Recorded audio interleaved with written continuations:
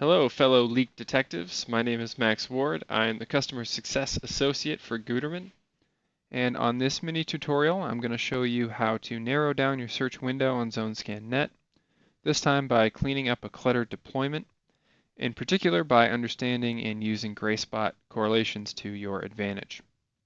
We'll be looking at two different deployments or areas this time from two different customers. Disclaimer, like the previous video, we're also dealing with customers who have uploaded GIS data. However, if you have not uploaded GIS data yet, the tips that I go over in this video will still be useful. If you would like to upload GIS data to your project, you can do so by preparing a KMZ or a KML file and emailing it to your Gutermann sales representative. So let's start with this area over here. As you can see, it's a pretty cluttered deployment. To interpret any data, I usually start by correcting the logger positions. I cover this in the first mini tutorial titled Narrowing Down Your Search Area Part 1, so if you would like to know how to do that process, go watch that video. So cleaning up an area like this is really just a process of elimination. The things we want to eliminate being correlations due to irrigation, or PRVs, yellow or possible correlations, double-headed arrow correlations, finally alternative leak locations that we can logically ignore. The features of Zonescan Net you'll need to be familiar with are the optional events tab add-on, adding comments to correlations or loggers, and this correlation drop-down menu on the upper left-hand corner of the map. The majority of this video, though, will focus on gray spot correlations, what they are, why they occur, and how to interpret them. So first things first, let's eliminate the noise coming from irrigation or PRVs. If you know that a correlation is due to one of these things, you can right-click on that correlation, select Comments, type in your comment, click Apply, and exit out of the window. Once you've added your comment, it's going to be visible in the Correlations tab on the right-hand side, right beside the correlation in question. Additionally, if you would like to label these correlations with more ease, there is this optional Events tab, which is a premium add-on to Zonescan Net. What this Events tab does is label leaks that you know are false positives versus leaks that are potentially real. It's primarily useful more for permanent monitoring systems. However, if you are interested in using it, simply contact your Gutermann sales representative and we will walk you through the process of adding it on. If you're not sure if any of your leaks are due to irrigation, it's important to note that irrigation typically shows up as a yellow or possible correlation spot. Irrigation is usually yellow due to the wider variety of noise they emit, which in turn lowers their correlation percentage on Zonescan Net. If you have one or more red correlation spots like you have here, in addition to a multitude of yellow spots, the easiest way to reduce the clutter is to go to this correlations box on the top left-hand corner of the map.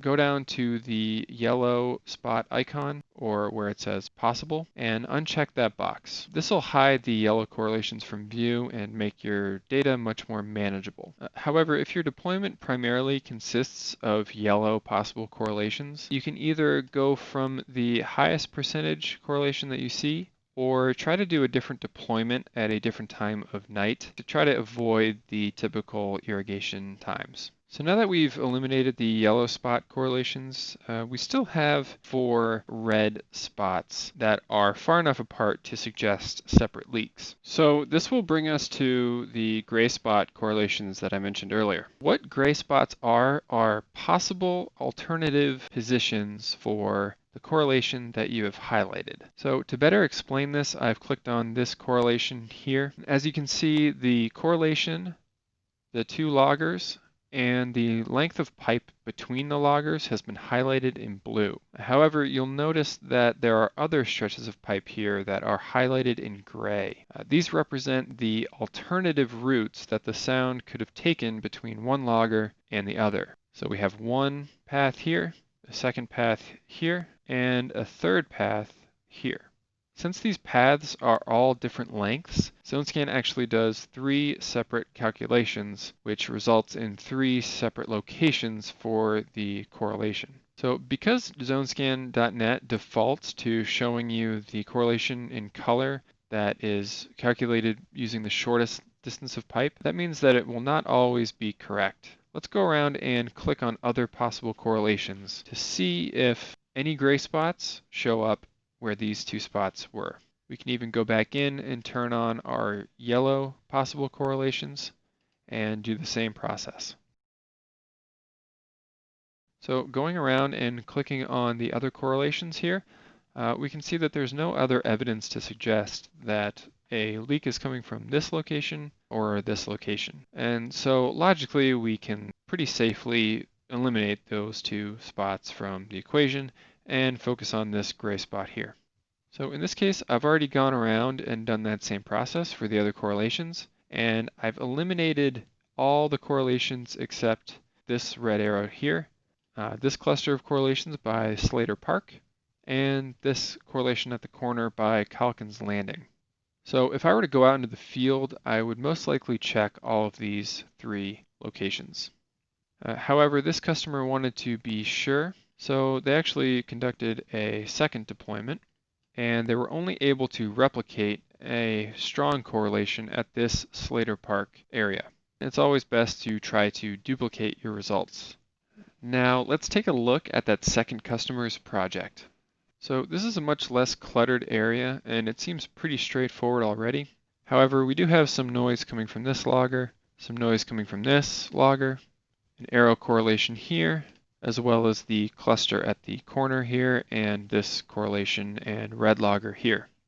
So right away, as you can already see, when we highlighted this correlation, we have a gray spot on this side and a gray spot on this side that's hiding amongst these other correlations here.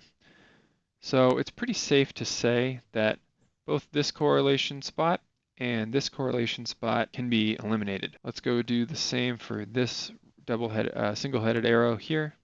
And as you can see, there is another possible location for that correlation that is also at this corner. So it seems like even though there's multiple correlations in this area, they're all actually located in this one corner. The only other exception to this would be this red logger here. And so I would go out into the field and listen to both these locations. In this case, this logger here is at a fire hydrant, while this logger here is right outside of a fire department. Both are around the perimeter of the fire department, so it could be that they're both hearing the same noise, especially since this logger here has a 78 leak score, and this logger here has a 99. And speaking of which, with regard to these yellow loggers here, I would leave those be for now and focus on the large amount of noise coming from this corner. So there you have it. It's a pretty simple process to deal with a deployment that might look overwhelming at first. So hope you learned something new. As always, feel free to reach out to us via the emails and the phone numbers in the description of the video. And until next time, happy hunting.